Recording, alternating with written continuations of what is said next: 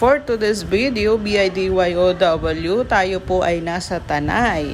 At ito nga po, pagpunta ko po ng Tanay, sabi ko nga makapagliwaliw man lang, makapamasyal man lang, ay talagang inabutan ako ng malakas na ulan. Nakita nyo naman po ang nasa likuran ko, ay talagang malakas na buhos ng ulan. Ayan, pinapakita ko lang po sa inyo ang Tanay Dike. Ayan, parola. Ayan po yan, sa Tanay Rizal po yan. Kapag medyo may stress po tayo sa buhay, ay liwaliw lang po kayo sa Tanay, talagang kakalma kayo. Nakita nyo naman po ang ating ulan, ay talagang si Haring Ulan na naman ay talagang malakas ang buhos. Kaya ito si Inday ay hindi nga po kaagad nakauwi, habang nung time na yan ako muna sabi ko ay mamamasyal lang mag-isa sa sarili ko. Ayan, inulan si Inday, ayan, kaya umaalis-alis ka ng mag-isa Inday, kaya ayan ang napala ni Inday.